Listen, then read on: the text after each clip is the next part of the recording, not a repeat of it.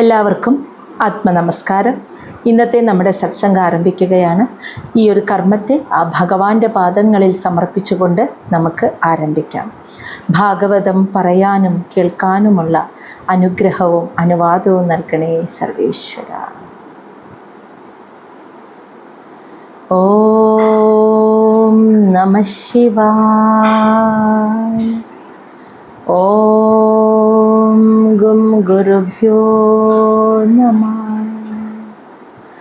ഓം നമോ നാരായണായ.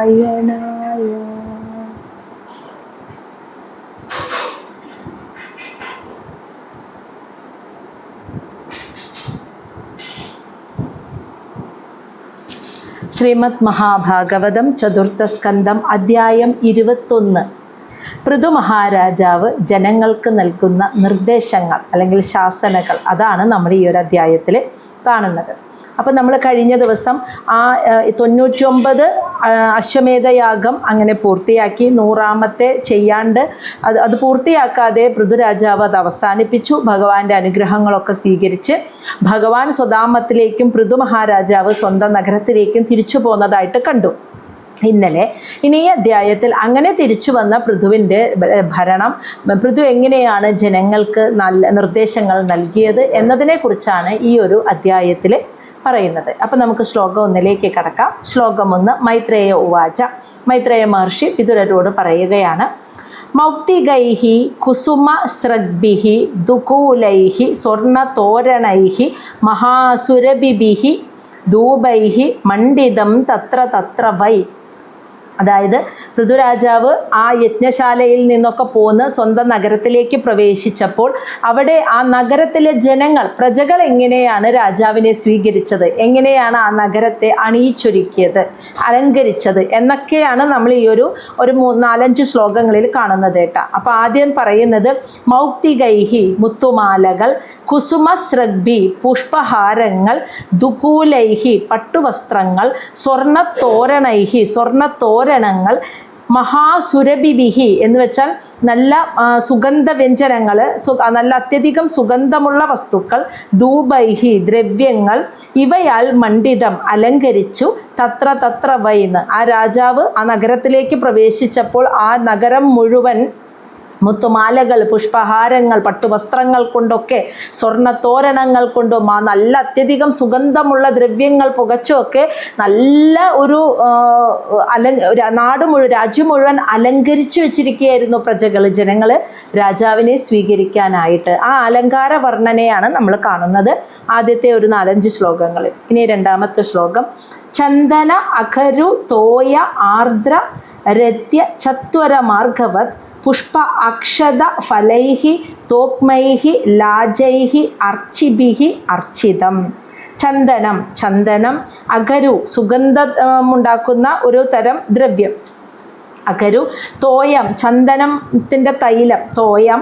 ആർദ്രം എന്ന് വെച്ചാൽ അതൊക്കെ ഇങ്ങനെ തെളിച്ചിട്ടുള്ള. രദ്യ എന്ന് വെച്ചാൽ രാജവീതി എന്ന്. അപ്പം ചന്ദനവും സുഗന്ധമുള്ള ഒരു ഔഷധം, ഇതും പിന്നെ ചന്ദനത്തിൻ്റെ തൈലവും ഒക്കെ ഇങ്ങനെ രാജവീതിയിലുടനീളം ഇങ്ങനെ തെളിച്ചിരിക്കുകയാണെന്ന്, അത്രയ്ക്ക് സുഗന്ധം ഉണ്ടാവാനായിട്ട്. അത് രാജവീതി മാത്രമല്ല, രദ്യ എന്ന് വെച്ചാൽ രാജവീതി. ചത്വര മാർഗവത്ത് എന്ന് വെച്ചാൽ, ചത്വരം എന്ന് വെച്ചാൽ ഉദ്യാനങ്ങൾ, മാർഗവത്ത് എന്ന് വെച്ചാൽ സാധാരണ തെരുവീതികൾ. അപ്പം രാജാവ് വരുന്ന രാജവീതിയും തെരുവുകളും ചെറിയ ചെറിയ പൂന്തോട്ടങ്ങളിലൊക്കെ ഇങ്ങനെയുള്ള സുഗന്ധമായ ചന്ദനം തെളിച്ച ചന്ദന തൈലം തെളിച്ചിട്ട് നല്ല സുഗന്ധമുണ്ടാക്കി രാജവീതികളിലും തെരുവീതികളിലുമൊക്കെ. പുഷ്പങ്ങൾ, അക്ഷതം എന്ന് വെച്ചാൽ അറിയാലോ, നെല്ല്, ഗോതമ്പ് അങ്ങനെയുള്ള അക്ഷതങ്ങൾ. ഫലങ്ങൾ. തോക്മൈ എന്ന് വെച്ചാൽ ധാതു പദാർത്ഥങ്ങൾ. ലാജൈ എന്ന് വെച്ചാൽ ഇങ്ങനെ ധാന്യങ്ങൾ. ഇവയെല്ലാം അർച്ചിഭിഹി അർച്ചിതം. അർച്ചിഭി എന്ന് വെച്ചാൽ അർച്ചിരബി എന്ന് വെച്ചാൽ ദീപങ്ങൾ. ഇവയാൽ അർച്ചിതം എന്ന് വെച്ചാൽ അലങ്കരിച്ചിരിക്കുന്ന വഴികളായിരുന്നു എല്ലാം. അപ്പോൾ പുഷ്പങ്ങളുണ്ട്, അക്ഷതമുണ്ട്, ഫലങ്ങളുണ്ട്, അതുപോലെ മറ്റു പദവസ്തുക്കൾ കൊണ്ടൊക്കെ രാജവീതികളും തെരുവീതികളും ഒക്കെ നല്ല ഭംഗിയായിട്ട് ദീപങ്ങളൊക്കെ കത്തിച്ചു വെച്ച് രാജാവിനെ സ്വീകരിക്കാൻ അലങ്കരിച്ചു വെച്ചിരിക്കുകയായിരുന്നു. ശ്ലോകം 3. സവൃദ്ധൈഹി കദളീസ്തംഭൈഹി പൂഗപോദൈഹി പരിഷ്കൃതം തരുപല്ലവമാലാഭിഹി സർവതഃ സമലം കൃതം. സവൃന്ദൈഹി അതായത് കൂടെ നിറയെ ഫലങ്ങളോടുകൂടിയ കദളീസ്തംഭൈഹി കദളിവാഴകൾ ധാരാളം ഉണ്ടായിരുന്നു എന്ന്. എല്ലായിടത്തും ഇങ്ങനെ നിറയെ പഴങ്ങൾ നിൽക്കുന്ന കദളിവാഴകൾ ഉണ്ടായിരുന്നു. പൂഗപോതൈഹി കവുങ്ങുകൾ ഉണ്ടായിരുന്നു. പരിഷ്കൃതം ഇവയാലൊക്കെ അല്ലെ. അപ്പൊ കവുങ്ങുകൾ, കവുങ്ങിന്റെ തൈകൾ, കദളിവാഴകൾ, കുലകളോട് കൂടി നിൽക്കുന്ന കദളിവാഴകൾ കൊണ്ടൊക്കെ ആ വീതികളൊക്കെ ചുറ്റു ഭാഗങ്ങളും അലങ്കരിച്ചിരുന്നു. ഇനി തരു ചെറിയ ചെറിയ ചെടികൾ, പല്ലവം, അതായത് മാവിന്റെ തളിരലിയില്ലേ അതാണ് പല്ലവം എന്നിവ കൊണ്ട് മാലാഭിഹി മാലകൾ ഉണ്ടാക്കിയിട്ട് സർവതഃ സമലം കൃതം എല്ലായിടത്തും അലങ്കരിച്ചിരിക്കുന്നു. ചെറിയ ചെറിയ ചെടികളും മാവിൻ്റെ തളിരിലകൾ കൊണ്ടൊക്കെ കോർത്തിട്ടുള്ള മാലകൾ ഉണ്ടാക്കിയിട്ട് എല്ലാ ഭാഗങ്ങളും അലങ്കരിച്ചു വെച്ചിരുന്നു. ശ്ലോകം 4. പ്രജാഹ തം ദീപബലിഭിഹി സംവൃത അശേഷമംഗളൈഹി അഭീയുഹു മൃഷ്ടകന്യാഹ ച മൃഷ്ടകുണ്ടലമണ്ഡിതഃ. ഇനി ആ പ്രജകൾ, ജനങ്ങൾ, രാജാവ് നടന്നു വരുന്ന വഴിയിൽ ആ പൃഥുമഹാരാജാവിനെ സ്വീകരിക്കാനായിട്ട് ദീപബലിഭിഹി നിറയെ ദീപങ്ങൾ എടുത്തിട്ട് സംവൃത അശേഷമംഗളൈഹി അതായത് അശേഷം എന്ന് വെച്ചാൽ അളവില്ലാത്ത അത്രയ്ക്കും മംഗളവസ്തുക്കൾ ഇട്ടിട്ട് സജ്ജീകരിച്ച ദീപങ്ങൾ, അതോടൊപ്പം മൃഷ്ടകുണ്ടലമണ്ഡിത കൂട്ടിമുട്ടുമ്പോൾ ശബ്ദം വരുന്ന കർണകുണ്ടലങ്ങൾ അണിഞ്ഞിട്ടുള്ള മൃഷ്ടകന്യാശ്ച നല്ല മനോഹരികളായ കന്യകളായിട്ടുള്ള സ്ത്രീകളും അഭിയൂഹു രാജാവിനെ സ്വീകരിക്കാനായിട്ട് തെരുവ് വീതിയുടെ 2 വശങ്ങളിലായിട്ട് നിന്നു. അവരുടെ കയ്യിൽ ദീപങ്ങളുണ്ട്. അതും അളവില്ലാത്ത വസ്തുക്കൾ കൊണ്ട് അലങ്കരിച്ചിട്ടുള്ള സജ്ജീകരിച്ചു വെച്ച ദീപങ്ങളായിരുന്നു അതിന് ആ മണം ഒക്കെ വരാൻ വേണ്ടി സുഗന്ധ വസ്തുക്കളൊക്കെ ഇട്ടിട്ട് ദീപം തെളിയിച്ച് കാതിലെ കുണ്ടലങ്ങൾ, അതൊരു ഭാവനയിൽ പറയാണ്, കുണ്ടലങ്ങൾ കൂട്ടിമുട്ടുന്ന ശബ്ദത്തോടു കൂടി നിൽക്കുന്ന നല്ല സുന്ദരികളായ കന്യകകളെ വീതിയുടെ ഈ ഒരു വഴിയുടെ 2 വശങ്ങളിലും രാജാവിനെ സ്വീകരിക്കാനായിട്ട്, പൃഥുവിനെ സ്വീകരിക്കാനായിട്ട് നിർത്തിയിരുന്നു. ശ്ലോകം 5. ശംഖദുന്ദുഭി ഘോഷേണ ബ്രഹ്മഘോഷേണ ച ഋത്വിജാം വിവേശഭവനം വീരഃ സ്തൂയമാനഃ ഗതസ്മയഃ. ശംഖ്, അതുപോലെ ദുന്ദുബി പെരുമ്പറകൾ, ഘോഷേണ ശബ്ദഘോഷങ്ങൾ, ബ്രഹ്മഘോഷേണ ച ഋത്വിജാം ഋത്വിജ എന്ന് വെച്ചാൽ ബ്രാഹ്മണന്മാർ ചൊല്ലുന്ന ബ്രഹ്മഘോഷേണ വേദമന്ത്രങ്ങൾ. അപ്പം ശംഖനാദം, പെരുമ്പറകൾ ഒക്കെ ഇങ്ങനെ ശബ്ദഘോഷങ്ങളുണ്ട്. അതോടൊപ്പം പുരോഹിതന്മാർ ചൊല്ലുന്ന വേദമന്ത്രങ്ങളും കേൾക്കാം. അങ്ങനെയെല്ലാം കേട്ടുകൊണ്ട് സ്തൂയമാനഃ എല്ലാവരാലും സ്തുതിക്കപ്പെട്ടിട്ട് ഗതസ്മയഃ ഒട്ടും അഹങ്കാരമില്ലാതെ, എന്നെയാണ് എല്ലാവരും ഇങ്ങനെ സ്വീകരിക്കുന്നത്, എന്നെയാണ് എല്ലാവരും ബഹുമാനിക്കുന്നത്, ഇങ്ങനെ സ്വീകരിക്കുന്നത് എന്ന ഒരു അഹങ്കാരവുമില്ലാതെ വിവേശഭവനം വീരഃ ആ പൃഥുമഹാരാജാവ് സ്വന്തം ഗൃഹത്തിലേക്ക് പ്രവേശിച്ചു കൊട്ടാരത്തിലേക്ക് പ്രവേശിച്ചു എന്നാണ് പറയുന്നത്. അപ്പം ശംഖനാദമുണ്ട്, പെരുമ്പറകൾ മുഴങ്ങുന്നുണ്ട്, പുരോഹിതന്മാർ വേദമന്ത്രങ്ങൾ ചൊല്ലുന്നുണ്ട്. ഇങ്ങനെ എല്ലാവരാലും സ്വീകരിക്കപ്പെട്ട് സ്തുതിക്കപ്പെട്ടവനായിട്ടും അതിലൊരല്പം പോലും അഹങ്കാരമില്ലാതെ അത്രയ്ക്കും സാത്വിക ഭാവത്തോടു കൂടി പൃഥുരാജാവ് അങ്ങനെ കൊട്ടാരത്തിലേക്ക്, സ്വന്തം ഭവനത്തിലേക്ക് പ്രവേശിച്ചു. അപ്പം മൈത്രേയ മഹർഷി ഇങ്ങനെ പറഞ്ഞു കൊടുക്കുകയാണ് കേട്ടോ വിതുരർക്ക്. ശ്ലോകം 6. പൂജിതഃ പൂജയാമാസ തത്ര തത്ര മഹായശാഃ പൗരാൻ ജനപദാൻ താൻ പ്രീതഃ പ്രിയവരപ്രദഃ. ഇവിടെ പൂജിതഃ ജനങ്ങളാൽ പൂജിക്കപ്പെട്ടിട്ട് തത്ര അവിടെയും ഇവിടെയും എല്ലാ വശത്തും മഹായശഃ മഹത്തായ യശസ്സോടുകൂടിയ ആ പൃഥുമഹാരാജാവ്, ജനങ്ങളാൽ പൂജിക്കപ്പെട്ടിട്ട് നിൽക്കുന്ന ആ രാജാവ്, പൗരാൻ ജനപദാൻ താൻ അതായത് താൻ എന്ന് വെച്ചാൽ അതാത് ജനപദങ്ങളിലുള്ള പൗരാൻ ജനങ്ങളെ, പ്രിയവരപ്രദഃ പ്രീതഃ എന്ന് വെച്ചാൽ സംതൃപ്തരാക്കിയെന്ന്, പ്രിയവരപ്രദഃ എന്ന് വെച്ചാൽ അവരെന്ത് വരമാണോ, വരം എന്ന് വെച്ചാൽ ദൈവമായി നിന്ന് വരം കൊടുക്കണമെന്നല്ല, ഇവിടെ രാജാവല്ലേ. അപ്പം ഓരോ ജനപദങ്ങളിലുമുള്ള ജനങ്ങൾ എന്താണോ ആഗ്രഹിക്കുന്നത് അതൊക്കെ അവർക്ക് സാധിച്ചു കൊടുത്തുകൊണ്ട്, അതിനെയാണ് വരം എന്ന് പറയുന്നത്. രാജാവ് എന്ന നിലയിൽ അതൊക്കെ അവരുടെ ജനങ്ങളുടെ ആഗ്രഹങ്ങളൊക്കെ സാധിച്ചു കൊടുത്തുകൊണ്ട് പൂജയാമാസ പൃഥു മഹാരാജാവ് തിരിച്ച് ജനങ്ങളെയും പൂജിച്ചു എന്ന്. രാജാവിനെ അത്യധികം ആദരവോടും പൂജയോടും കൂടി ജനങ്ങൾ സ്വീകരിച്ചപ്പോൾ, അത്രയും യശസ്സുള്ള പൃഥുരാജാവിനെ എല്ലാ ഭാഗത്തു നിന്നും ജനങ്ങൾ സ്വീകരിച്ചപ്പോൾ, പകരമായിട്ട് പൃഥു മഹാരാജാവ് ഓരോ ജനപദങ്ങളിലുമുള്ള ജനങ്ങൾക്ക് അവരെന്താണോ ആഗ്രഹിക്കുന്നത് അതൊക്കെ സാധിച്ചു കൊടുത്തുകൊണ്ട് തിരിച്ചവരെയും പൂജിച്ചു എന്നാണ് ആ ശ്ലോകത്തിൽ പറയുന്നത്. ഇനി ശ്ലോകം 7.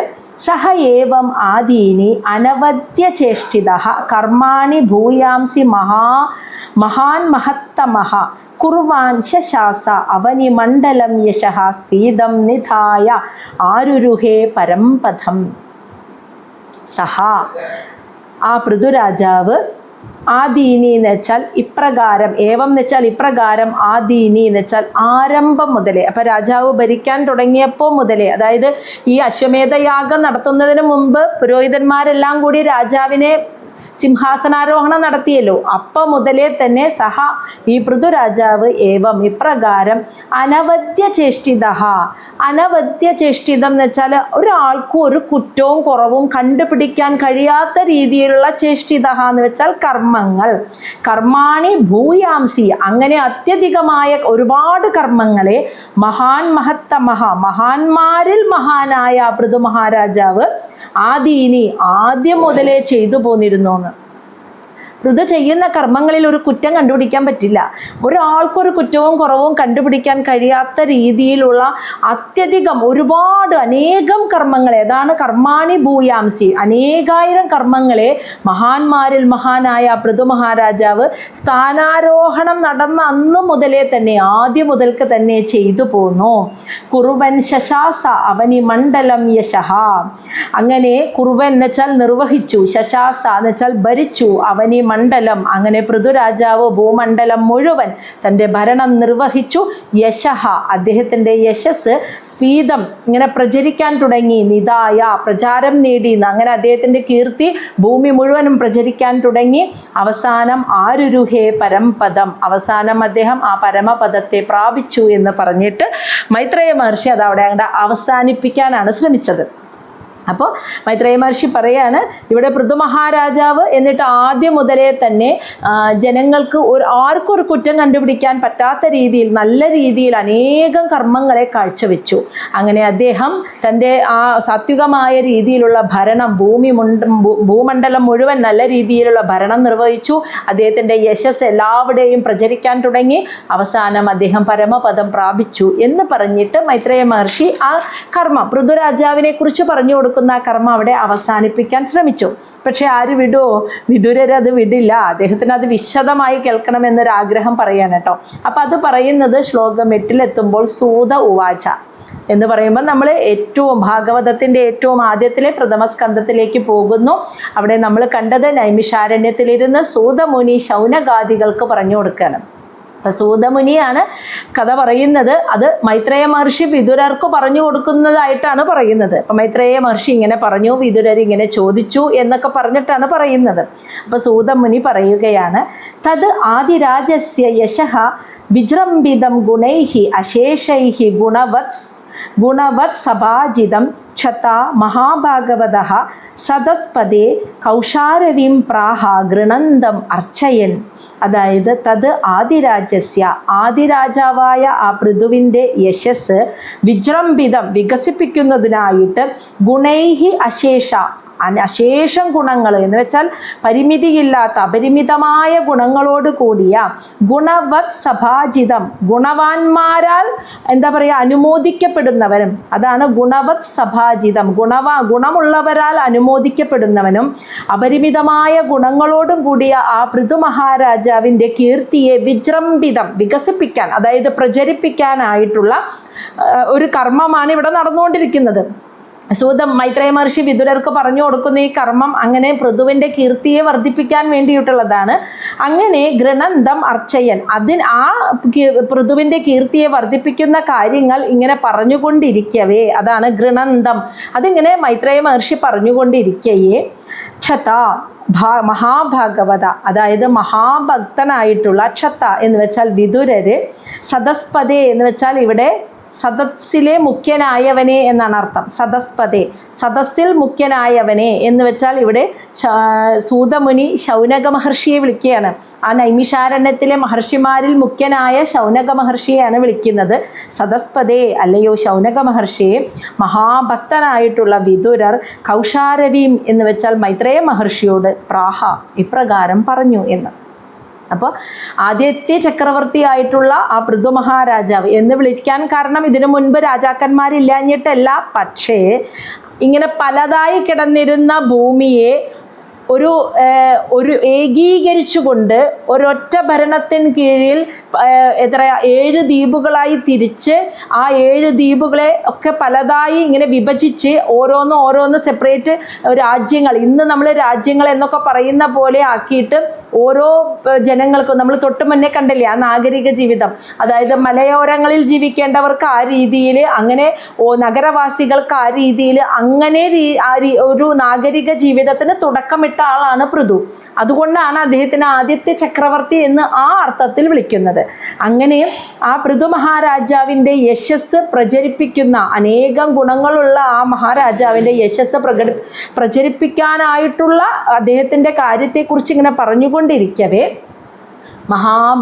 ഭാഗവതനായിട്ടുള്ള വിതുരര് മൈത്രേയ മഹർഷിയോട് ഇപ്രകാരം പറഞ്ഞു. കാരണം മൈത്രേയ മഹർഷി അത് അവിടെ അവസാനിപ്പിച്ചല്ലോ, പൃഥു അങ്ങനെ പരമപദം പൂകി എന്ന് പറഞ്ഞ് അവസാനിപ്പിച്ചപ്പോൾ അത് കേൾക്കാനുള്ള ആഗ്രഹത്തോടു കൂടിയിട്ട്, അത്യധികം ആഗ്രഹത്തോടു കൂടിയിട്ട് വിതുരര് മൈത്രേയ മഹർഷിയോട് പറയുകയാണ്.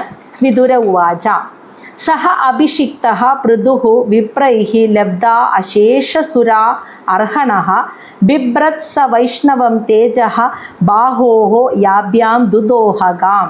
സഹ എന്ന് വെച്ചാൽ ആ പൃഥു മഹാരാജാവ്, സഹ പൃഥു, ആ പൃഥു മഹാരാജാവ് അഭിഷിക്ത വിപ്രൈഹി, ബ്രാഹ്മണരാൽ സിംഹാസനാരോഹണം കിരീടധാരണം നടത്തിയതിന് ശേഷം ലബ്ധ അശേഷസുര അർഹണഃ, ദേവന്മാരിൽ നിന്നൊക്കെ ധാരാളം സമ്മാനങ്ങളൊക്കെ നേടിയിട്ട് ബാഹോഹോ വൈഷ്ണവം തേജഹ, സ്വന്തം ബാഹു എന്ന് വെച്ചാൽ കൈകളിൽ മഹാവിഷ്ണുവിൻ്റെ തേജഹ ശക്തിയെ ബിഭ്രത്ത് ധരിച്ചവനായിട്ട് യാഭ്യാം ദുദോഹ ഗാം, ഭൂമിയെ കറന്നെടുത്തിട്ട്, മനസ്സിലായോ? യാഭ്യാം എന്ന് വെച്ചാൽ ഒരു ആവശ്യത്തിനായിട്ട് ഭൂമിയെ സമ്പൽ സമൃദ്ധിയിലേക്ക് എത്തിക്കാൻ വേണ്ടി ഭൂമിയിൽ നിന്നും ആ ഫലഭൂയിഷ്ഠതയെ കറന്നെടുക്കുകയും ചെയ്ത ആ പൃഥു മഹാരാജാവ്. ഇവിടെ ഈ ശ്ലോകത്തിൽ ഇത്രേ പറയുന്നുള്ളൂ, ഇതിൻ്റെ ബാക്കി ഇനി അടുത്ത ശ്ലോകത്തിലാണ് ഉദ്ദേശിക്കുന്നത്. അങ്ങനെയൊക്കെ ചെയ്ത ആ മഹാരാജാവ് എങ്ങനെയാണ്, പ്രജകൾക്ക് എന്തൊക്കെ നിർദ്ദേശങ്ങളാണ്, ഇനി തുടർന്ന് എങ്ങനെയാണ് ഭരിച്ചത് എന്നൊക്കെ എനിക്ക് കേൾക്കാൻ ആഗ്രഹമുണ്ട് എന്നാണ് അദ്ദേഹം പറയാൻ പോകുന്നത് വിതുരര്. അപ്പം അങ്ങ് ഇവിടെ വെച്ച് നിർത്തരുത്, പൃഥുവിൻ്റെ പിന്നീടുള്ള ആ ഭരണത്തെക്കുറിച്ചൊക്കെ എനിക്ക് പറഞ്ഞു തരണം എന്നാണ് പറയാൻ പോകുന്നത്. അതിൻ്റെ തുടക്കമാണ് നമ്മൾ ഈ ശ്ലോകത്തിൽ കണ്ടത്. ബ്രാഹ്മണരാൽ കിരീടധാരണം നടത്തിയതിന് ശേഷം ദേവന്മാരിൽ നിന്നും അനേകം സമ്മാനങ്ങളും നേടിയിട്ടുള്ള ഭഗവാൻ മഹാവിഷ്ണുവിൻ്റെ ശക്തിയെ കൈകളിൽ സ്വീകരിച്ച ധരിച്ചവനായ, ഭൂമിയെ ഫലഭൂയിഷ്ഠതയെ ഭൂമിയിൽ നിന്നും കറന്നെടുത്ത ആ പൃഥു മഹാരാജാവിൻ്റെ ആ ഒരു ഭരണ തന്ത്രത്തെക്കുറിച്ചും ജനങ്ങൾക്ക് കൊടുത്ത നിർദ്ദേശങ്ങൾ, ശാസനകൾ, അതിനെക്കുറിച്ചും എനിക്ക് കേൾക്കണം, എന്തൊക്കെയാണ് അദ്ദേഹം ചെയ്തത് എന്നാണ് പറയുന്നത്. ശ്ലോകം 10. കഹനു അസ്യ കീർത്തിം ന ശൃണോതി അഭിജ്ഞഃ യത് വിക്രമ ഉച്ഛിഷ്ടം അശേഷഭൂപ ലോകാഃ സപാലാഃ ഉപജീവന്തി കാമം അദ്യ അഭി തത് മേ വേദ കർമ്മശുദ്ധം. ഈ ഒരു കാരണം കൊണ്ടാണ് ഞാനത് ചോദിക്കുന്നത് എന്ന്. ഇപ്പോൾ അതായത് അദ്ദേഹം ഭരിച്ചു, നല്ല രീതിയിൽ ഭരിച്ചു, നാഗരികതയൊക്കെ തുടങ്ങി, 99 അശ്വമേധയാഗം നടത്തി, ഭഗവാന്റെ നിന്ന് അനുഗ്രഹം മേടിച്ചു, പിന്നെ തിരിച്ചു വന്നു, നല്ല രീതിയിൽ ഭരണം കാഴ്ചവെച്ചു, പരമപദം പൂകി. ഇങ്ങനെ കേട്ടാൽ പോരാ എന്ന് ഞാൻ പറയാനുള്ള കാരണം അതാണ് വിതുരര് പറയുന്നത്. അങ്ങനെ ഞാൻ എനിക്കത് വിശദമായി കേൾക്കണമെന്ന് പറയാനുള്ള കാരണം ഇതാണ്. ശ്ലോകം 10 പറയാൻ കേട്ടോ. അസ്യ എന്ന് വെച്ചാൽ അങ്ങനെയുള്ള ആ പൃഥു മഹാരാജാവിൻ്റെ കീർത്തി, ആ കീർത്തിയെ അഭിജ്ഞഃ ബുദ്ധിമാന്മാരായ ആളുകൾ കഹ ന ശൃണോതി, ബുദ്ധിയുള്ള കഹ എന്ന് വെച്ചാൽ ആർക്കാണ്, ന ശൃണോതി കേൾക്കണ്ട എന്ന് പറയാന്ന്. അതായത് ഇത്രയും ശ്രേഷ്ഠമായ രീതിയിൽ രാജ്യം ഭരിച്ച, ഭൂമിയെ ഭരിച്ച ആ പൃഥു മഹാരാജാവിൻ്റെ ഭരണത്തെക്കുറിച്ചും കീർത്തിയെക്കുറിച്ചും നല്ല വിവേകമുള്ള കഹ എന്ന് വെച്ചാൽ ആർക്കാണ്, ന ശൃണോതി എനിക്ക് കേൾക്കണ്ട എന്ന് ആരാണ് പറയാമെന്ന്? ബുദ്ധിയുള്ള ആരാണ് അത് ഇനി മതി കേൾക്കണ്ട ഇവിടെ വെച്ച് നിർത്തിക്കോളൂ എന്ന് ആരാണ് പറയുക? ഇനി അതിൻ്റെ കാരണം പറയുകയാണ്. അങ്ങനെ പറയാനായിട്ട് യത് വിക്രമ ഉച്ഛിഷ്ടം, പൃഥു ചെയ്ത, യത് എന്ന് വെച്ചാൽ ഏതൊരു പൃഥുവിൻ്റെ, വിക്രമം എന്ന് വെച്ചാൽ കർമ്മം, ആ കർമ്മത്തിൻ്റെ ഉച്ഛിഷ്ടം അവശിഷ്ടമാണ് ഇന്ന് ഈ നിമിഷം വരെ നമ്മളെല്ലാവരും അനുഭവിച്ചു കൊണ്ടിരിക്കുന്നത്. എന്ന് വെച്ചാൽ അശേഷ ഭൂപ, പൃഥുവിന് ശേഷം വന്നിട്ടുള്ള എല്ലാ ഭൂപ രാജാക്കന്മാർക്കും അവരവരുടെ പ്രജകളെ ഇത്ര നന്നായി ഭരിക്കാൻ സാധിച്ചത് പൃഥു അന്ന് ഭൂമിയെ കറന്നെടുത്ത് ഭൂമിയെ ഇങ്ങനെ പച്ചപ്പുള്ള ഫലഭൂയിഷ്ഠതയുള്ളതാക്കി തീർത്തതുകൊണ്ടാണ് പിന്നീട് വന്ന എല്ലാ രാജാക്കന്മാർക്കും നല്ല രീതിയിൽ രാജ്യഭരണം നടത്തി ജനങ്ങളെ സംരക്ഷിക്കാൻ സാധിച്ചത്. അതാണ് ആ പൃഥുവിൻ്റെ കർമ്മത്തിൻ്റെ ഉച്ഛിഷ്ടം അനുഭവിക്കുന്നവരാണ് നമ്മളെല്ലാവരും. അപ്പോൾ പൃഥു മഹാരാജാവിൻ്റെ ചരിതം എനിക്ക് ഇങ്ങനെ കേട്ടാൽ പോരാ, അതാണ് ആ വിതുരർ പറയുന്നത്. ഇത്രയും ഇപ്പോഴും നമ്മളത് അനുഭവിക്കുന്നതിൻ്റെ കാരണം അദ്ദേഹം ചെയ്ത ആ കർമ്മമാണ്. അതാണ് ഇവിടെ പറയുന്നത് യത് വിക്രമ ഉച്ഛിഷ്ട, അദ്ദേഹത്തിൻ്റെ കർമ്മത്തിൻ്റെ ഉച്ഛിഷ്ടം അനുഭവിക്കുന്ന അശേഷ ഭൂപ, അദ്ദേഹത്തിന് ശേഷം വന്ന എല്ലാ രാജാക്കന്മാരും അതുപോലെ ലോകര് ജനങ്ങള്, സപാല ലോകപാലകന്മാരായ ദേവന്മാർ ഇവരെല്ലാം ഉപജീവനം നടത്തുന്നത് കാമം അദ്യ അഭി, അവരെല്ലാം ആഗ്രഹിച്ച, കാമം എന്ന് വെച്ചാൽ അവരൊക്കെ ആഗ്രഹിച്ചതിനെ അദ്യ അഭി ഇപ്പോഴും അതൊക്കെ അനുഭവിച്ച് ഇവരൊക്കെ ജീവിക്കുന്നത് തത് മേ, അതുകൊണ്ട് തന്നെ മേ എന്ന് വെച്ചാൽ എനിക്കായിട്ട് കർമ്മം ശുദ്ധം, അങ്ങ് ആ പൃഥു മഹാരാജാവിൻ്റെ പരിശുദ്ധമായ ആ കർമ്മത്തെക്കുറിച്ച് വധ വിശദമായി അങ്ങ് പറഞ്ഞു തന്നാലും ഇത് ഇങ്ങനെ കേട്ടാൽ പോരാ എന്ന്. അതാ നന്ദി കൊണ്ടാണ്, ആ സ്നേഹവും നന്ദിയും കൊണ്ടാണ് വിതുരർ കൂടുതൽ കൃതജ്ഞത കൊണ്ടാണ് ചോദിക്കുന്നത്. ഇന്ന് അന്നത്തിന് മുട്ടില്ലാതെ ഭൂമിയിൽ നിന്ന് എല്ലാം വിളവെടുത്ത് നമ്മളൊക്കെ ഭക്ഷിച്ച് ഭൂമി ഇതൊക്കെ നമുക്ക് തരുന്നുണ്ടെങ്കിൽ ഇതിന് കാരണമായിട്ടുള്ളത് പൃഥു മഹാരാജാവിൻ്റെ പരിശുദ്ധ കർമ്മമാണ്. അദ്ദേഹം ഭൂമിദേവിയിൽ നിന്നും കറന്നെടുത്ത ആ കർമ്മത്തിൻ്റെ ഉച്ഛിഷ്ടം അനുഭവിക്കുന്നവരാണ് ഇന്നും, ഇത്രയും കാലങ്ങൾ കഴിഞ്ഞ് ഇന്നും നമ്മളെല്ലാവരും. ഭൂമിദേവി അതിനുശേഷം പിന്നീട് ഒരിക്കലും അതിൻ്റെ ഗുണത്തെ, ആ ഫലഭൂയിഷ്ഠതയെ പിൻവലിച്ചിട്ടില്ല എന്നാണ് പറയുന്നത്. പൃഥുവിന് കൊടുത്തത് ഇന്നും ഭൂമിദേവി ആ വാക്ക് പാലിച്ചു കൊണ്ടിരിക്കുകയാണ്. അപ്പോൾ അതിൻ്റെ ഉച്ഛിഷ്ടം അനുഭവിക്കുന്ന രാജാക്കന്മാരും ജനങ്ങളും ദേവന്മാരും ഒക്കെ ഇപ്പോഴും, അതാണ് അദ്ദേഹ, ഇപ്പോഴും എല്ലാവരും അവരവരാഗ്രഹിക്കുന്നതൊക്കെ അനുഭവിച്ച് സുഖിച്ച് ഈ ഭൂമിയിൽ ജീവിക്കുന്നതിന് കാരണക്കാരനായ പൃഥുവിൻ്റെ ആ പരിശുദ്ധ കർമ്മത്തെക്കുറിച്ച് എനിക്ക് വിശദമായി അങ്ങ് പറഞ്ഞു തന്നാലും അതുകൊണ്ടാണ് എനിക്കത് കേൾക്കണമെന്ന് പറയുന്നത്. കാരണം ഞാൻ ഇന്നും അത് അനുഭവിക്കുന്നവനാണ് എന്ന് വിതുരർ പറയാം. അപ്പോൾ മൈത്രേയ മഹർഷി, ഇപ്പോൾ സൂതമുനി പറയാണ്, അത് കേട്ടപ്പോൾ വിതുരർ അങ്ങനെ പറഞ്ഞപ്പോൾ മൈത്രേയ മഹർഷി പിന്നെ ബാക്കിയുള്ള പൃഥു മഹാരാജാവ് ചെയ്ത ജനങ്ങൾക്കൊക്കെ കൊടുത്ത നിർദ്ദേശങ്ങൾ, ഭരണങ്ങൾ അതിനെക്കുറിച്ച് തുടർന്ന് പറയാൻ തുടങ്ങുകയാണ് കേട്ടോ. അതാണ് മൈത്രേയ ഉവാച. ശ്ലോകം 11. ഗംഗ യമുനയോഹോ നദ്യോഹോ അന്തരക്ഷേത്രം ആവസൻ ആരബ്ധാൻ ഏവ ബുഭുജേ ഭോഗാൻ പുണ്യജിഹാസയ. ഗംഗാനദിയുടെയും യമുനാ നദിയുടെയും നദിയുടെയും അന്തര രണ്ടിൻ്റെയും ഇടയിലുള്ള ക്ഷേത്രം, ആ ഭൂമിയിൽ ആവസൻ വസിച്ചുകൊണ്ട് ആരബ്ധാൻ ഏവ എന്ന് വെച്ചാൽ വിധിപ്രകാരം തന്നിലേക്ക് വന്നു ചേരുന്ന ഭോഗാൻ എല്ലാ സുഖഭോഗങ്ങളെയും ബുഭുജേ ആ പൃഥു മഹാരാജാവ് അനുഭവിച്ചു. അതെന്തിനു വേണ്ടിയാ? പുണ്യജിഹാസയ, പുണ്യം ക്ഷയിക്കാൻ വേണ്ടിയിട്ട്. നമ്മൾ ചെയ്തു വെച്ച, ഇതിനു മുന്നേ ഞാൻ എന്ന ചിന്തയിൽ ഇരുന്നു കൊണ്ട് ചെയ്തു വെച്ച സത്കർമ്മങ്ങളാണെങ്കിൽ പിന്നെ നമുക്കതിൻ്റെ പുണ്യഫലം അനുഭവിക്കാണ്ട് മോക്ഷം കിട്ടില്ല. നമ്മൾ നല്ലത് ചെയ്താൽ മോക്ഷം കിട്ടില്ല. നല്ലത് ചെയ്യുമ്പോൾ ആ ചെയ്ത സത്കർമ്മത്തിൻ്റെ പുണ്യഫലങ്ങൾ, സുഖങ്ങൾ, അതിൻ്റെ എല്ലാ സൗഭാഗ്യങ്ങളും അനുഭവിക്കാണ്ടും നമുക്ക് മുക്തി വരില്ല, മനസ്സ് മുക്തിമാവില്ല. പാപകർമ്മങ്ങളാണ് ചെയ്തതെങ്കിൽ അതിൻ്റെ കർമ്മഫലം, ദുരിതങ്ങൾ അനുഭവിക്കാണ്ടും മുക്തി വരില്ല. പുണ്യവും ക്ഷയിക്കണം, പാപവും ക്ഷയിക്കണം, എന്നാലേ മോക്ഷപ്രാപ്തി നേടും. ജ്ഞാനം നേടിയെന്ന് പറഞ്ഞിട്ട് കാര്യമില്ല. മുക്തമാവണമെങ്കിൽ പുണ്യവും പാപവും ക്ഷയിക്കണം. അപ്പോൾ പൃഥു മഹാരാജാവിന് ഇപ്പോഴാണ് ജ്ഞാനം പ്രകാശിച്ചത്.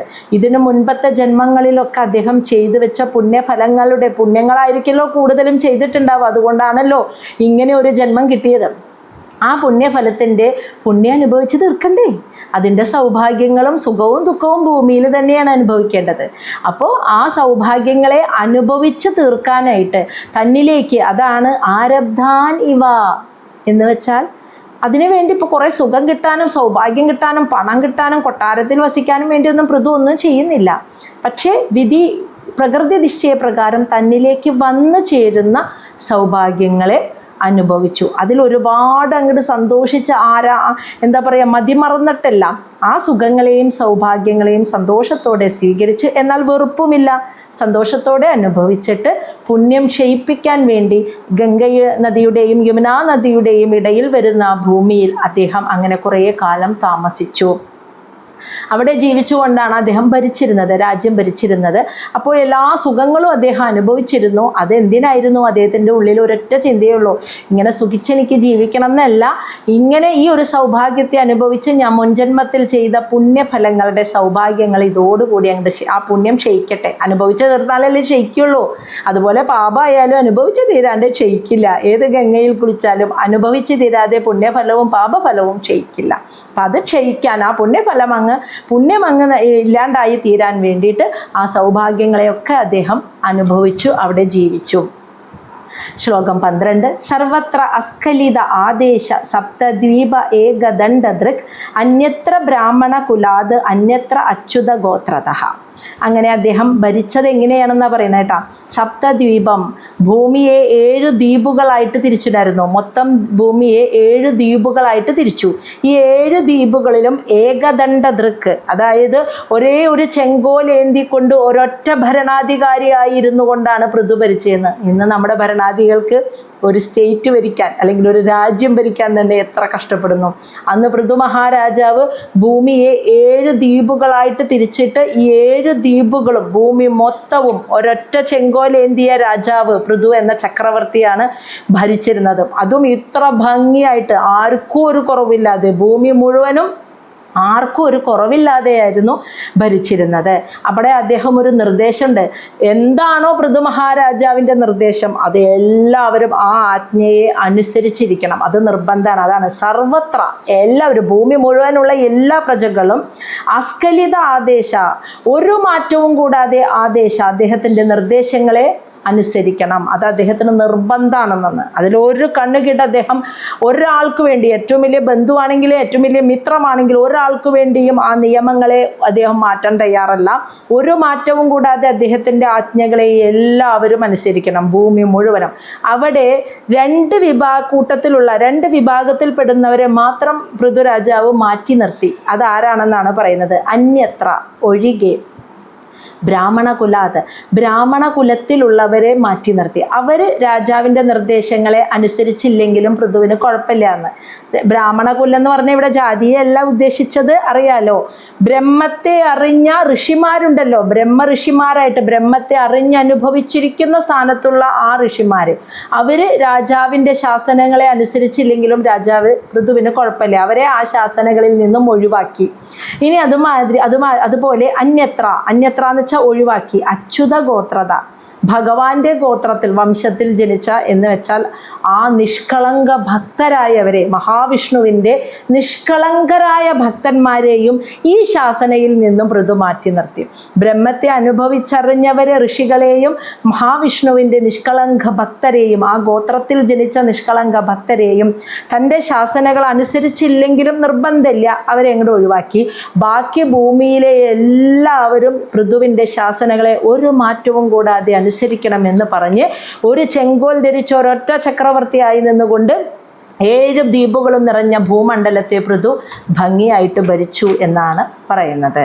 അങ്ങനെ ഇരിക്കെ ഒരു ദിവസം ഉണ്ടായ സംഭവമാണ് ശ്ലോകം 13. ഏകദാ ആസീദ് മഹാസത്ര ദീക്ഷ തത്ര ദിവൗ ഗസാം സമാജഃ ബ്രഹ്മർഷീണാം ച രാജർഷീണാം ച സത്തമ. ഏകദ ഒരിക്കൽ, ഒരു ദിവസം. അങ്ങനെ കുറേ നാൾ പൃഥു രാജ്യം ഭരിച്ചുകൊണ്ടിരിക്കെ ഒരു ദിവസം ആസീദ് എന്ന് വെച്ചാൽ തീരുമാനിച്ചു. മഹാസത്ര ദീക്ഷ, ഒരു മഹായജ്ഞം നടത്താൻ പൃഥു മഹാരാജാവ് തീരുമാനിച്ചു. തത്ര, അപ്പോൾ അവിടെ ദിവൗ ഗസാം ദേവന്മാരും ബ്രഹ്മർഷീണാം ബ്രഹ്മർഷിമാരും രാജർഷീണാം രാജർഷിമാർ എന്ന് വെച്ചാൽ രാജാവായിരിക്കുമ്പോൾ ഋഷിതുല്യം മനസ്സ് ഇരിക്കുന്നവരും, അങ്ങനെ രാജർഷിമാരും എല്ലാവരും സമാജഃ ഒരു സമ്മേളനം കൂടി. സത്തമ എന്ന് വെച്ചാൽ വിതുരരെ. അതിപ്പോൾ മൈത്രേയ മഹർഷി പറഞ്ഞു കൊടുക്കുകയാണ്. അങ്ങനെ പൃഥു മഹാരാജാവ് ഭൂമി ഭരിച്ചുകൊണ്ടിരിക്കെ ഒരിക്കൽ, അന്ന് അദ്ദേഹം 99 അശ്വമേധ യാഗം നടത്തിയിട്ട് അവസാനിപ്പിച്ചു പോന്നതാണല്ലോ. അതിനുശേഷം കുറേ കാലങ്ങൾ കഴിഞ്ഞു നല്ല രീതിയിൽ ഭരിച്ചുകൊണ്ടിരിക്കെ ഒരിക്കൽ അദ്ദേഹം ഒരു മഹായജ്ഞം നടത്താൻ തീരുമാനിച്ചു. അപ്പോൾ ആ തീരുമാനത്തിൻ്റെ ഭാഗമായിട്ട് ദേവന്മാർ, ബ്രഹ്മർഷിമാർ, രാജർഷിമാർ എല്ലാവരും കൂടി ഒരു സമ്മേളനം വിളിച്ചുകൂട്ടി. ഇനി ശ്ലോകം 14. തസ്മിൻ അർഹിത്സു സർവേഷു സ്വർച്ചിദേഷു യഥാർഹതഃ ഉത്തിതഃ സദസഃ മധ്യേ താരാണാം ഉഡുരാത് ഇവ. അതായത് തസ്മിൻ, ആ മഹാസമ്മേളനത്തിൽ, അർഹിത്സു എന്ന് വെച്ചാൽ ആരാധ്യ, അർഹിത്സു എന്ന് വെച്ചാൽ ആരാധിക്കാൻ അർഹരായിട്ടുള്ള എല്ലാവരെയും, സർവേഷു എന്ന് വെച്ചാൽ എല്ലാവരെയും, സ്വർച്ചിതേഷു യഥാ അർഹത, അവരുടെ ഓരോരുത്തരുടെയും പദവിക്കനുസരിച്ച് വേണ്ട രീതിയിൽ ആരാധിച്ചു എന്ന്. അതായത് ആ സമ്മേളനത്തിൽ പങ്കെടുക്കാൻ വന്ന എല്ലാവരെയും ആരാധനയ്ക്ക് അർഹരായ ദേവന്മാർ, ബ്രഹ്മർഷിമാർ, രാജർഷിമാർ, അങ്ങനെ ആരാധനയ്ക്ക് അർഹരായിട്ടുള്ള എല്ലാവരെയും അവരവരുടെ യഥാവിധി അവരവരുടെ പദവിക്കനുസരിച്ച് വേണ്ട വിധത്തിൽ അവരെ ആരാധിച്ചു. അങ്ങനെ സദസ്സ മധ്യേ, ആ സദസ്സിൻ്റെ മധ്യത്തിൽ താരാണാം ഉഡുരാത് ഇവ, നക്ഷത്രങ്ങളുടെ ഇടയിൽ ചന്ദ്രനെ പോലെ ശോഭിച്ചുകൊണ്ട് ഉത്തിതഃ, പൃഥു മഹാരാജാവ് എഴുന്നേറ്റ് നിന്നോന്ന്. അപ്പോൾ എല്ലാവരെയും വേണ്ട വിധപോലെ വിധിപ്രകാരം സ്വീകരിച്ചിരുത്തി. അങ്ങനെ ഇരിക്കെ ആ സമ്മേളനത്തിൻ്റെ, ആ സദസ്സിൻ്റെ മധ്യത്തിൽ വെച്ച് നക്ഷത്രക്കൂട്ടങ്ങളുടെ നടുക്കിൽ ഒരു ചന്ദ്രനെ പോലെ ശോഭിച്ചുകൊണ്ട് ഇരുന്നിടത്ത് നിന്നും പൃഥു മഹാരാജാവ് എഴുന്നേറ്റ് നിന്നു. അങ്ങനെ എഴുന്നേറ്റ് നിന്ന പൃഥുവിൻ്റെ ശരീരഭംഗിയെയാണ് തുടർന്നുള്ള 3 ശ്ലോകങ്ങളിൽ വർണ്ണിക്കുന്നത്. അപ്പോൾ പൃഥു എഴുന്നേറ്റ് നിൽക്കുമ്പോൾ അദ്ദേഹത്തിൻ്റെ രൂപഭംഗിയാണ് പറയുന്നത് കേട്ടോ. ശ്ലോകം 15. പ്രാംശു പീനയതാം ഭുജഃ ഗൗര കഞ്ച അരുണ ഈക്ഷണഃ സുനാസ സുമുഖ സൗമ്യ തിനാംസ സ്വദ്വിജ സ്മിതഃ.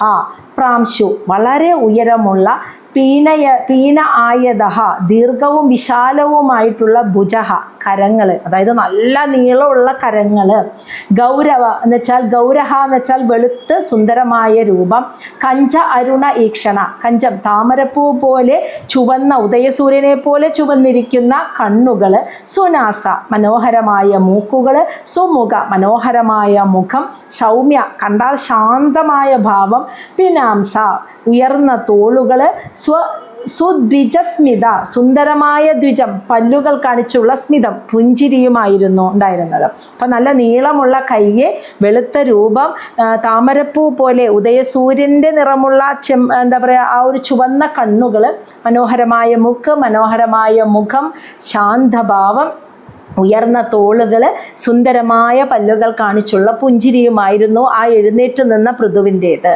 ഇനി അടുത്ത വർണ്ണന ശ്ലോകം 16. വ്യൂഢ വക്ഷ ബൃഹത് ശ്രോണി വലി വൽഗ ദള ഉദരഃ. വലി വൽഗ ദള ഉദരഃ ആവർത്തനാഭിഹി ഓജസ്വി കാഞ്ചന ഊരു ഉദഗ്രപാത്. വ്യൂഢ വക്ഷ ബൃഹത് ശ്രോണി, വ്യൂഢം എന്ന് വെച്ചാൽ വികസിച്ച വക്ഷസ്, മാറിടം. ബൃഹത് ശ്രോണി എന്ന് വെച്ചാൽ ഉറച്ച അരക്കെട്ട്, ശ്രോണി എന്ന് വെച്ചാൽ ജഗനം, അരക്കെട്ട്, ഉറച്ച അരക്കെട്ട്. വലി വൽഗം, വലി എന്ന് വെച്ചാൽ ചുളിവുകൾ വീണ, വൽഗു എന്ന് വെച്ചാൽ വളരെ മനോഹരമായിട്ടുള്ള, ദള ഉദരം. ദള ഉദരം എന്ന് വെച്ചാൽ ഇല, ആലില പോലെയുള്ള വയറായിരുന്നു. അപ്പം ചുളിവുകൾ വീണത് എന്ന് വെച്ചാൽ പ്രായമായതിൻ്റെ അല്ല പറയുന്നത്, അത്രയും ഉറച്ച ശരീരമായപ്പോൾ ഈ എന്താ പറയുക, ഇന്നിപ്പോൾ 6 പാക്ക് എന്നൊക്കെ പറയില്ലേ, വയറിൻ്റെ അവിടെ ആ മടക്കുകൾ വരില്ലേ, അതിനെയാണ് ആ പറയുന്നത്. അങ്ങനെ എന്നിട്ട് ഒട്ടിയ ആലില പോലെയുള്ള വയറുകളോ ആയിരുന്നു എന്ന്. അതാണ് ആ പറയുന്നത്. വികസിച്ച മാറിടവും ഉറച്ച അരക്കെട്ടും വയറിൻ്റെ ഭാഗം നോക്കിയാലാണെങ്കിൽ ഒട്ടിയിട്ടുള്ള, അതായത് ആലില പോലെ എന്നാൽ ഇങ്ങനെ മടക്കുകൾ വന്നിട്ടുള്ള വയറും, ആവർത്തനാഭിഹി ചുഴിയുള്ള നാഭി പൊക്കിൾ കൊടി, ഓജസി അതായത് തേജസാർന്ന കാഞ്ചന ഊരു സ്വർണ്ണ നിറമുള്ള തുടകൾ, ഉദഗ്രപാത്ത് വളവുള്ള പാദങ്ങളുമായിരുന്നു പൃഥുവിൻ്റെ. അപ്പോൾ വികസിച്ച മാറിടവും ഉറച്ച ജഗനവും ചുളിവുകൾ മടക്കുകളോടുകൂടിയ വയറും അതുപോലെ പൊക്കിൾ കൊടിയും ചുഴിയുള്ള പൊക്കിൾ കൊടിയും തേജസാർന്ന സ്വർണ്ണ തുടകളും വളവുള്ള പാദങ്ങളുമായിരുന്നു. ഇനി ശ്ലോകം 17. സൂക്ഷ്മവക്ര അസിതഃ സ്നിഗ്ധമൂർധജ കമ്പുകന്ദരഃ മഹാദനേ ദുകുല അഗ്രേ പരിദയ ഉപവീയച പരിദായ ഉപവീയച. ഇവിടെ പരിദായോപവീയച എന്ന് പറയുമ്പോൾ പരിദായ ഉപവീയച. സൂക്ഷ്മം വളരെ നല്ല, വക്രം ചുരുണ്ട, അസിതഃ കറുത്ത, സ്നിഗ്ധം മിനുസമാർന്ന, മൂർധജ തലമുടിയും, അപ്പോൾ നല്ല ചുരുണ്ട കറുത്ത മിനുസമുള്ള തലമുടി, കമ്പുകന്ദരഃ ശംഖു പോലെ കടഞ്ഞെടുത്ത കഴുത്ത്, മഹാധനെ വളരെ വിലപിടിപ്പുള്ള, ദുകൂല അഗ്രേ പട്ടുവസ്ത്രങ്ങൾ ധരിച്ചിരിക്കുന്നു, പരിദയ ശരീരത്തിൻ്റെ മുൾഭാഗത്ത് മേലിൽ നല്ല വിലപിടിപ്പുള്ള പട്ടുവസ്ത്രം, ഇനി അതിൻ്റെ മുകളിൽ ഉപവീയ വലിയ ഒരു ഉത്തരീയവും ചുറ്റിയിരിക്കുന്നു. പട്ടുവസ്ത്രത്തിൻ്റെ മുകളിൽ ഉത്തരീയവും ചുറ്റിയിരിക്കുന്നു. ശ്ലോകം 18. വ്യഞ്ജിത അശേഷഗാത്ര ശ്രീ നിയമേ ന്യസ്തഭൂഷണഃ കൃഷ്ണാജിനധരഃ ശ്രീമാൻ കുശപാണി കൃതോചിതഃ. വ്യഞ്ജിത അതായത് ഇങ്ങനെ വെളിപ്പെടുത്തുന്ന രീതിയിൽ, അശേഷഗാത്ര ശ്രീ അതായത് ആ സ്വന്തം ശരീരത്തിൻ്റെ സൗന്ദര്യത്തെ പുറത്തേക്ക് വെളിപ്പെടുത്തുന്ന രീതിയിൽ, നിയമേ എന്ന് വെച്ചാൽ തയ്യാറാക്കി വെച്ച, ന്യസ്തഭൂഷണ ന്യസ്തം എന്ന് വെച്ചാൽ ഉപേക്ഷിച്ച എന്നർത്ഥം, എന്ന് വെച്ചാൽ മാറ്റിവെച്ച വസ്ത്രം. അതായത് പൃഥുമഹാരാജാവ് 99 അശ്വമേധ യാഗം പൂർത്തിയാക്കിയിട്ട് ഇനി ഇങ്ങനെ ഒന്നും ചെയ്യില്ല എന്ന് പറഞ്ഞ് പോന്നപ്പോൾ യാഗശാലയിൽ ഇരിക്കുമ്പോൾ ധരിക്കേണ്ടതായ ആ പ്രത്യേക വസ്ത്രത്തെ മാറ്റിയെടുത്ത് വെച്ചേക്കായിരുന്നു. അതാണ് ഇവിടെ ന്യസ്തഭൂഷണം എന്ന് പറയുന്നത്. അങ്ങനെ ഇപ്പോൾ ഇവിടെ ഒരു മഹായജ്ഞം വീണ്ടും നടത്താൻ പോവല്ലേ, അപ്പോൾ അങ്ങനെ മാറ്റിവെച്ച, യാഗത്തിനായിട്ട് ആ പ്രത്യേക ആവശ്യത്തിനായി മാറ്റിവെച്ച വസ്ത്രത്തെ എടുത്ത് ധരിച്ചു. ആ വസ്ത്രത്തിൻ്റെ നിറം കൃഷ്ണജിനഹ കറുത്ത നിറമാണ് ആ വസ്ത്രം ധരിച്ച് ശ്രീമാൻ വളരെ സുന്ദരമായ കുശപാണി വിരലുകളിൽ കുശപ്പുല്ല് മോതിരമിട്ടിരിക്കുന്നു, അതായത് ആ ദർഭപ്പുല്ലിൻ്റെ ചുറ്റിയിട്ടുള്ള പവിത്രം കയ്യിൽ അണിഞ്ഞിട്ട്, കൃതോചിത യഥാവിധി കർമ്മം നിർവഹിക്കാൻ പാകത്തിന് അങ്ങനെ പൃഥു മഹാരാജാവ് അവിടെ എഴുന്നേറ്റ് നിന്നത് എന്ന്. അപ്പോൾ തൻ്റെ ശരീര സൗന്ദര്യം വെളിവാക്കുന്ന രീതിയിലുള്ള അദ്ദേഹത്തിൻ്റെ രൂപം, അതോടൊപ്പം അദ്ദേഹം ഇനി മാറ്റിയെടുത്തു വെച്ചിരുന്ന യജ്ഞത്തിനായി ഉപയോഗിക്കേണ്ട പ്രത്യേക വസ്ത്രം, ആ കറുത്ത നിറമുള്ള വസ്ത്രം ധരിച്ച് കയ്യിൽ ഒരു ദർഭപ്പുല്ലിൻ്റെ പവിത്രവും വിരലിൽ അണിഞ്ഞിട്ടുള്ള അദ്ദേഹം യഥാവിധി കർമ്മം നടത്താനായി തയ്യാറായിട്ട് അവിടെ എഴുന്നേറ്റ് നിന്നു. ശ്ലോകം 19. ശിശിര സ്നിഗ്ധ താര അക്ഷ സമൈക്ഷത സമന്തത ഊജിവാൻ ഇദം ഉർവീശഃ സദഃ സംഹർഷയൻ ഇവ. ശിശിര അതായത് തണുപ്പുള്ള, സ്നിഗ്ധ ഈർപ്പമുള്ള, താര അക്ഷ നക്ഷത്രം പോലെ തിളങ്ങുന്ന കണ്ണുകൾ കൊണ്ട്, സമന്തത തനിക്ക് ചുറ്റുമിരിക്കുന്നവരെ, സമൈക്ഷത ഒന്ന് നോക്കിയെന്ന്. അപ്പോൾ പൃഥ്വിരാജാവ് എഴുന്നേറ്റ് നിൽക്കുകയല്ലേ, അപ്പോൾ തണുത്ത ഈർപ്പമുള്ള നക്ഷത്രം പോലെ തിളങ്ങുന്ന തൻ്റെ കണ്ണുകൾ കൊണ്ട് തനിക്ക് ചുറ്റുമിരിക്കുന്ന എല്ലാവരെയും ഒന്ന് നോക്കിയിട്ട്, സദഹ സംഹർഷയൻ ഇവ ആ സദസ്സിലെയുള്ളവരെയൊക്കെ സന്തോഷിപ്പിക്കുന്ന രീതിയിൽ, ഊജിവാനീതം ഉർവീശ എന്ന് വെച്ചാൽ ഭൂമിയുടെ ഈശ്വരനായ പൃഥു മഹാരാജാവ് ഇപ്രകാരം ആ സദസ്യരോട് പറഞ്ഞു എന്ന്. അപ്പം എല്ലാവരെയും സന്തോഷിപ്പിക്കുന്ന രീതിയിൽ അങ്ങനെ പൃഥു മഹാരാജാവ് സദസ്യരോടായിട്ട് എഴുന്നേറ്റ് നിന്ന് പറഞ്ഞു. ഇനി അദ്ദേഹം പറഞ്ഞ കാര്യം എത്തിയിട്ടില്ല, പറയുമ്പോൾ അദ്ദേഹത്തിൻ്റെ വാക്കുകളുടെ ഭംഗിയാണ് കേട്ടോ ഇനി 20ാമത്തെ ശ്ലോകത്തിൽ പറയുന്നത്. ചാരുചിത്രപദം ശ്ലക്ഷ്ണം മൃഷ്ടം ഗൂഢം അവിക്ലയം സർവേഷാം ഉപകാരാർത്ഥം തഥാ അനുവദൻ ഇവ. ചാരു മനോഹരമായ ചിത്രപദം, അലങ്കാരമുള്ള സുന്ദര മധുരമുള്ള വാക്കുകൾ, ശ്ലക്ഷണം വളരെ വ്യക്തമായ വാക്കുകളായിരുന്നു, മൃഷ്ടം ശുദ്ധമായിരിക്കുന്ന വാക്കുകളുടെ ആ ഒരു സംസാരം വളരെ ശുദ്ധമായിരുന്നു. ഇനി ഗൂഢം അവിക്ലം എന്ന് വെച്ചാൽ അർത്ഥപൂർണമായ, ഗൂഢം എന്ന് വെച്ചാൽ അർത്ഥപൂർണമായത്, അവിക്ലവം എന്ന് വെച്ചാൽ സംശയരഹിതമായ വാക്കുകളുമായിരുന്നു. കേൾക്കുന്നവർക്ക് ഒരു സംശയവും തോന്നില്ല, പെട്ടെന്ന് മനസ്സിലാവും, അങ്ങനെയുള്ള വാക്കുകളുമായിരുന്നു പറഞ്ഞത്. സർവേഷാം എല്ലാവരുടെയും ഉപകാരാർത്ഥം പ്രയോജനപ്പെടാൻ വേണ്ടി, എല്ലാവർക്കും പ്രയോജനപ്പെടാൻ വേണ്ടി, തഥാ അനുവദൻ ഇവ അദ്ദേഹം അപ്പോൾ പറയുവാൻ തുടങ്ങി എന്ന്. മനോഹരമായ മധുരമുള്ള വാക്കുകളോടെ, വളരെ വ്യക്തമാകുന്ന വാക്കുകളോടെ, ശുദ്ധമായ വാക്കുകൾ ഉച്ചാരണത്തോടുകൂടി അർത്ഥപൂർണമായ, ആ കേൾക്കുന്നവർക്ക് ഒരു സംശയവുമില്ലാത്ത രീതിയിൽ എല്ലാവർക്കും പ്രയോജനപ്പെടുന്ന രീതിയിലുള്ള ആ കാര്യങ്ങളെ ആ ആളുകളുടെ എല്ലാവരുടെയും മുന്നിൽ വെച്ച് പൃഥു മഹാരാജാവ് പറയുവാൻ തുടങ്ങി എന്നാണ് പറയുന്നത്. എന്താണ് രാജാവ് പറഞ്ഞത് എന്നുള്ളത് നമുക്കിനി അടുത്ത ആഴ്ച കാണാം. മനസ്സിലായി?